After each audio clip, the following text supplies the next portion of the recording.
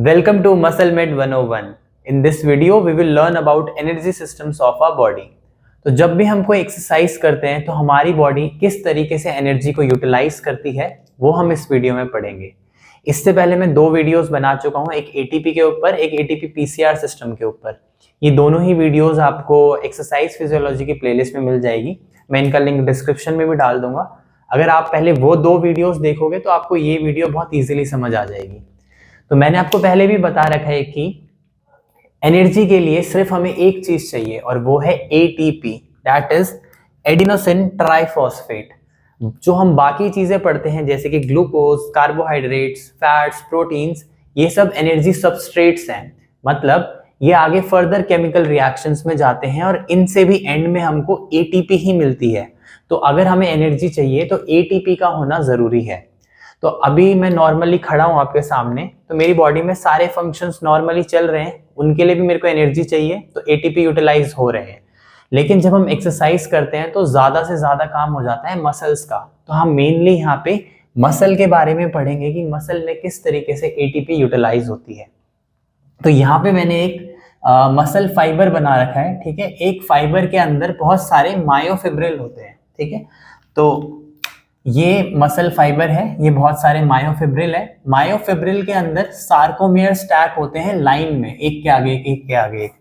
तो एक ये सार्कोमियर है, फिर उसके आगे अगला सार्कोमियर लगा हुआ है, उसके आगे अगला सार्कोमियर लगा हुआ है। ये पूरा एक मायोफिब्रिल है, ठीक है। ऐसे ही बहुत सारे मायोफिब्रिल मिलके एक मसल फाइबर बनाते हैं। तो सार्कोमियर के अंदर क्या होता है? Actin and myosin, actin myosin. और एक्टिन मायोसिन जब क्रॉस लिंकेज करते हैं और उसके बाद पावर स्ट्रोक करते हैं तो ये मायोसिन हेड इसके साथ अटैच होके एक्टिन को पुल करता है अपनी तरफ को। तो जब एक्टिन पास आएगा, सार्कोमियर की लेंथ छोटी होएगी। तो अब इस सार्कोमियर की लेंथ छोटी हुई, इसके साइड में जो लगा हुआ है उसकी लेंथ छोटी हुई, इसके साइड में जो लगा हुआ है उसकी लेंथ छोटी हुई। तो ओवरऑल क्या होता है, ये जो पूरा का पूरा मसल फाइबर था, इस पूरे मसल फाइबर की लेंथ छोटी होती है। तो इसका मतलब क्या है कि हमारी मसल ने कॉन्ट्रैक्ट किया। तो जैसे ही मैं जैसे बाइसेप को कॉन्ट्रैक्ट करूंगा, मसल की लेंथ छोटी होती जाएगी। इसी को हम बोलते हैं मसल कॉन्ट्रैक्शन। तो जब भी हम कोई एक्सरसाइज करते हैं, हमारी बॉडी एटीपी यूटिलाइज करती है इस पार्ट में, ठीक है। एक्टिन और मायोसिन हेड जो है ये यहाँ से डिटैच हो सके, इसीलिए एटीपी चाहिए होता है। तो यहाँ पे ये जब अटैच हो जाते हैं तो यहाँ पे एटीपी क्या करता है, एटीपी कन्वर्ट होता है एडीपी प्लस पीआई में, और हमारा जो मायोसिन हेड है वो डिटैच हो पाता है एटीपी से। मायोसिन हेड जो है वो डिटैच हो पाता है एक्टिन से। अब वो डिटैच हो जाएगा तो फिर नई मसल कॉन्ट्रैक्शन की साइकिल होगी, फिर वो उस पर अटैच होगा, पावर स्ट्रोक होगा, फिर एटीपी जब आएगा तो उसकी हेल्प से वो डिटैच हो पाएगा। तो ऐसे कर करके जो मसल कॉन्ट्रैक्शन की साइकिल है वो चलती रहती है। अगर एक पॉइंट पे भी एटीपी ड्रॉप हो गए ना तो हमारा जो एक्टिन है वो मायोसिन के साथ जुड़ा रह जाएगा और हमारी मसल कॉन्ट्रैक्टेड स्टेट में रह जाएगी, जिसको हम कहते हैं रिगर। तो ये मैंने आपको एटीपी वाली वीडियो में बताया था कि डेथ के बाद हमारी बॉडी में कोई भी एनर्जी नहीं होती, धीरे धीरे एनर्जी खत्म हो रही होती है। तो हमारी बॉडी में एटीपी के लेवल्स ड्रॉप होते रहते हैं। तो थोड़ी देर बाद जब हमारी मसल के पास कोई भी एटीपी नहीं होता तो मसल एक कॉन्ट्रैक्टेड स्टेज में रह जाती है, जिसको हम बोलते हैं रिगर मोर्टिस। मतलब जो डेड बॉडी है वो पूरी तरीके से अकड़ जाती है। इसीलिए अकड़ती है क्योंकि अब एटीपी ही नहीं है ये क्रॉस लिंकेज को छुड़ाने के लिए। पर हमारी बॉडी इसको मेंटेन रखती है, जो एटीपी लेवल्स है हमारे मायोफिब्रिल के अराउंड, इनको मेंटेन रखती है। इनको मेंटेन रखने के लिए तीन सिस्टम मेनली काम करते हैं। पहला है एटीपी पीसीआर सिस्टम, दूसरा है एनाएरोबिक सिस्टम और तीसरा है एरोबिक सिस्टम। तो मैंने आपको बताया भी कि एटीपी से हमको मिलती है एनर्जी, और जैसे जैसे एनर्जी यूज होती जाएगी एटीपी के लेवल डाउन होते जाएंगे। हमारी बॉडी नहीं चाहती कि हमारे मसल के अराउंड एटीपी खत्म हो जाए, तो इसीलिए ये एटीपी रिप्लेनिश होगा इन तीनों सिस्टम से, ठीक है। तो दोबारा से एटीपी के लेवल मेंटेन रहेंगे तो हमारी बॉडी में एटीपी के लेवल कांस्टेंट रहते हैं। हमारी बॉडी उसको एक सेम लेवल पे मेंटेन करने की कोशिश करती है। अगर ये ड्रॉप होंगे तो हमारी मसल में फटीग जनरेट होने लगेगी धीरे धीरे। अब कुछ फैक्टर्स हैं जो कि ये बताते हैं कि हमारी बॉडी को कितना एटीपी चाहिए। तो जितना ज़्यादा हाई इंटेंसिटी की एक्सरसाइज हम करेंगे उतना ज़्यादा एटीपी हमको चाहिए होगा। तो ये कुछ फैक्टर्स हैं जो कि ये बताएंगे कि हमारी बॉडी में कितनी एटीपी की डिमांड बढ़ रही है। तो जैसे ही मान लेते हैं मैंने एकदम से यहाँ पे स्प्रिंट करना शुरू कर दिया, तो मेरे जो लेग की मसल्स हैं और ओवरऑल सारी बॉडी की मसल्स हैं वो बहुत ज़्यादा काम करने लगेगी, उनको चाहिए होगा एटीपी। तो हमारा ब्रेन सिग्नल भेजेगा हमारी मसल्स के पास ताकि हमारी मसल कॉन्ट्रैक्ट कर सके। तो सबसे पहले क्या होगा, हमारा जो मसल्स है वो ज़्यादा से ज़्यादा रिक्रूट होएगी। तो जितना ज़्यादा मोटर रिक्रूटमेंट बढ़ेगा उतना ज़्यादा एटीपी की डिमांड बढ़ेगी। जितना ज़्यादा फायरिंग फ्रीक्वेंसी बढ़ेगी, फायरिंग रेट बढ़ेगा कि हमारी मसल जल्दी जल्दी कॉन्ट्रैक्ट हो रही है क्योंकि मुझे तेज स्प्रिंट करना है, उतना ज़्यादा एटीपी की डिमांड बढ़ेगी। उसके अलावा फाइबर टाइप, आपको पता है 2 टाइप के फाइबर्स होते हैं, type 1 fibre and type 2 fibres. Type 1 fibres जो होते हैं उनको हम स्लो ट्विच फाइबर्स बोलते हैं क्योंकि वो इतना ज़्यादा फोर्स जनरेट नहीं करते, लेकिन इन फाइबर्स को हम लंबे टाइम तक यूज़ कर पाते हैं क्योंकि इनमें माइटोकॉन्ड्रिया ज़्यादा होते हैं। टाइप 2 फाइबर्स वो होते हैं जो ज़्यादा फोर्स जनरेट कर पाते हैं, ज़्यादा एटीपी यूज़ करते हैं और जल्दी थक जाते हैं। ठीक है, तो अगर हम टाइप 2 फाइबर्स को ज़्यादा यूज़ करेंगे तो एटीपी की डिमांड भी बढ़ जाएगी। अब हमने यहाँ पे एग्जाम्पल किस चीज़ का लिया है, स्प्रिंटिंग का। तो स्प्रिंटिंग में तो हमको जो है टाइप 2 फाइबर से वो ज़्यादा से ज़्यादा यूज़ करने पड़ेंगे क्योंकि हमको तेज़ स्पीड जनरेट करनी है। तो इसीलिए एटीपी की डिमांड इंक्रीज हो जाएगी अगर हम स्प्रिंट करेंगे। वहीं अगर मैं सिंपल वॉक कर रहा हूँ तो मेरे जो स्लो ट्विच फाइबर्स है वो ज़्यादा काम करेंगे, तो वहाँ पे एनर्जी की डिमांड भी कम होएगी। अब चौथी चीज जिससे हम ये बता सकते हैं कि एटीपी की डिमांड क्या है, तो वो है फोर्स। फोर्स आपको पता है क्या होता है, मास इनटू एक्सेलरेशन। तो अगर हम ज्यादा एक्सटर्नल लोड के साथ कोई एक्सरसाइज कर रहे हैं तो एटीपी हमको ज्यादा चाहिए होगा, एटीपी की डिमांड बढ़ेगी। या फिर अगर हम फास्टर मूवमेंट कर रहे हैं तो भी हमको एटीपी ज्यादा चाहिए होगा। ठीक है, फॉर एग्जाम्पल जो मैं स्प्रिंट कर रहा था, अगर मैं वेटेड वेस्ट पहन के स्प्रिंट करूं तो मुझे ज्यादा एनर्जी चाहिए, ज्यादा एटीपी चाहिए। और अगर मैं वहीं पे ही ज्यादा तेज एक्सेलरेट करूं, ज्यादा स्पीड में भागूं तो मुझे ज्यादा एनर्जी चाहिए। तो ये कुछ फैक्टर्स है जो कि ये डिफाइन करते हैं कि हमें कितना एटीपी चाहिए। अब वापस यहाँ पे आ जाते हैं। तो यहाँ पे मैंने आपको बताया था ये एक मसल फाइबर का डायग्राम है। तो यहाँ पे बीच बीच में माइटोकॉन्ड्रियाज है। ठीक है, और इस चारों तरफ ये जो पूरा का पूरा सेल है इसके अंदर साइटोप्लाज्म है। मसल में हम इसको कहते हैं सार्कोप्लाज्म। तो यहाँ पे मैंने पूरा का पूरा सार्कोप्लाज्म बना रखा है जिसके अंदर हमारा सार्कोमेयर भी है, उसके अंदर हमारे एक्टिन और मायोसिन थे, उसके अलावा माइटोकॉन्ड्रियाज भी हैं और सार्कोप्लाज्म में और भी बहुत सारी चीजें हैं। तो सबसे पहली चीज जो हमने बात करी थी वो थी एटीपी पीसीआर सिस्टम। तो यही सार्कोप्लाज्म में हमारे पास पीसीआर है। ठीक है, पीसीआर इज फॉस्फोक्रिएटिन। तो एक फॉस्फोक्रिएटिन का मॉलिक्यूल है जिसके पास एक फॉस्फेट है। तो जब हम एटीपी यूज करते हैं, एटीपी से एडीपी बनता है, तो हमारी बॉडी में एडीपी इंक्रीज हो जाते हैं। अब हमको तो चाहिए और एटीपीस। तो ये फॉस्फोक्रिएटिन क्या करता है, अपना ये जो एक फॉस्फेट है ये दे देता है इस एडीपी को, और एडीपी से वापस बन जाता है एटीपी। यहाँ पे हमको एक एंजाइम चाहिए होता है जिसको हम बोलते हैं क्रिएटिन काइनेज। ठीक है, तो यहाँ पे जितने भी फॉस्फोक्रिएटिन हमारे मसल के पास अवेलेबल है वो इन एटीपी को रिप्लेनिश करता रहता है, वापस से रिस्टोर करता रहता है। लेकिन एक पॉइंट आएगा जब यहाँ आसपास में जो भी फॉस्फोक्रिएटिन के मॉलिक्यूल है ये भी खत्म हो जाएंगे, तो फिर हमको दूसरा एनर्जी सिस्टम चाहिए होगा। ठीक है, तो इसीलिए फिर नेक्स्ट आता है एनारोबिक सिस्टम।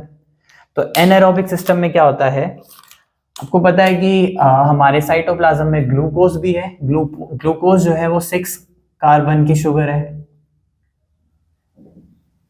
ठीक है, ये है ग्लूकोज। साइटोप्लाज्म में ही ग्लूकोज से बनता है पायरुवेट जिसको हम बोलते हैं ग्लाइकोलिसिस। ये जो पूरी साइकिल होती है यहाँ पे बहुत सारे स्टेप्स होते हैं, अराउंड 10 स्टेप्स होते हैं। तो ग्लूकोज से बनता है पायरुवेट, और पायरुवेट फिर आगे जाके 2 जगह जा सकता है। अगर ऑक्सीजन अवेलेबल है तो वो जा सकता है माइटोकॉन्ड्रिया के अंदर, और अगर ऑक्सीजन अवेलेबल नहीं है तो पायरुवेट से बनता है लैक्टेट। ठीक है, तो ये जो पूरा का पूरा स्टेप है यहाँ पे हमको मिलते हैं 2 एटीपीज, और ये 2 एटीपी हम डायरेक्टली यहाँ पे दे सकते हैं। अब ये जो पायरुवेट चला गया है अंदर, ये कन्वर्ट होता है एसिटाइल कोए में, और फिर यहाँ पे होती है क्रेब्स साइकिल। फिर क्रेब्स साइकिल से हमको कुछ NADH, ATP, FADH मिलते हैं, वो सारे के सारे जाते हैं इलेक्ट्रॉन ट्रांसपोर्ट चेन में, और यहाँ पे हमको ऑलमोस्ट 38 ATP मिलते हैं, ठीक है। और फिर ये ATP भी डायरेक्टली हम यूज कर सकते हैं अपनी मसल कॉन्ट्रैक्शन के लिए। इवन ये जो लैक्टेट यहाँ पे बना है, ये भी बाद में जाके हमको कुछ ATPs दे सकता है, ठीक है। तो हमारी बॉडी में कभी भी ATP खत्म नहीं होते हैं, ATP जैसे जैसे यूज होते रहते हैं, ये सिस्टम उसका लेवल मेंटेन रखते हैं, और ये सारे ही सिस्टम शुरू से ही काम कर रहे होते हैं। ऐसा नहीं है कि पहले ATP PCR सिस्टम ही काम करेगा, उसके बाद एनारोबिक सिस्टम ही काम करेगा, ATP PCR बिल्कुल भी काम नहीं करेगा। तो ये सारे सिस्टम शुरुआत एक साथ करते हैं, लेकिन कौन सा सिस्टम शुरुआत में सबसे ज्यादा एक्टिव होता है वो हम देखते हैं। तो यहाँ पे ग्राफ बन रखा है, जैसे ही हमने एक्सरसाइज स्टार्ट करी, यहाँ पे ये टाइम पीरियड है और ये एनर्जी सप्लाई है कि कौन सा सिस्टम कितनी एनर्जी हमको दे रहा है, ठीक है। तो जैसे ही हमने एक्सरसाइज स्टार्ट करी, सारे सिस्टम काम करना चालू हो गए। यहाँ पे एंजाइम एक्टिविटी शुरू हो गई, ठीक है। यहाँ पे भी बहुत सारे स्टेप्स हैं, यहाँ पे भी एंजाइम चाहिए, यहाँ पे क्रिएटिन काइनेज है, तो तुरंत सारे सिस्टम एक्टिवेट हो जाते हैं। लेकिन सबसे पहले जो मेन सोर्स होता है एनर्जी का, वो क्या होता है? क्योंकि ये सारे सिस्टम एक्टिवेट तो हो गए हैं, लेकिन हमारे मसल के पास ऑलरेडी कुछ फ्री ATPs पड़े हुए हैं, ठीक है। मसल के अराउंड में कुछ फ्री ATPs पड़े हुए हैं, तो सबसे पहले यूज होते हैं फ्री ATPs। ये जो ऑरेंज कलर की लाइन है, ये हैं फ्री ATPs जो कि ऑलरेडी अवेलेबल थे। अब जैसे जैसे ये फ्री ATPs खत्म हो रहे हैं, तो इनको रिप्लेनिश करने के लिए अगला सिस्टम आता है ATP PCR सिस्टम, जो कि शुरू के 0 to 15 सेकंड के बीच में सबसे ज्यादा एक्टिव रहता है। यहाँ पे ये पीक करता है 10 सेकंड तक और फिर ड्रॉप करने लगता है। अब मैंने आपको बताया PCR से जो हमारा फॉस्फोक्रिएटिन है वो भी तो खत्म हो जाएगा थोड़े टाइम बाद।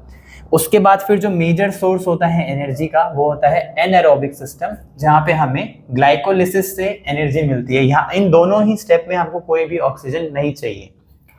अब धीरे धीरे जो हमारा ग्लाइकोलिटिक सिस्टम है वो भी अपना काम स्लो कर देता है, कम कर देता है, क्योंकि हमारी बॉडी ऑक्सीजन को अच्छे से यूटिलाइज करना शुरू कर देती है।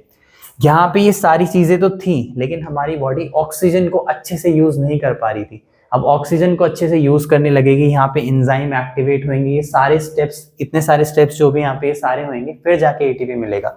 तो इसीलिए अब जो एरोबिक सिस्टम है वो सारा काम करेगा, और एरोबिक सिस्टम फिर आगे जो भी हम फर्दर एक्टिविटी कंटिन्यू कर रहे हैं उसमें मेजर सोर्स ऑफ एनर्जी बनेगा।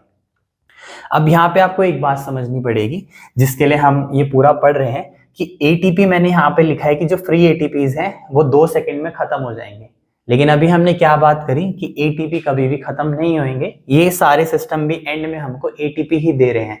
तो अगर कुछ ग्राफ्स में ये फ्री ATP बना हुआ है, तो इन रियलिटी हमको ये ऐसे नहीं बनाना चाहिए।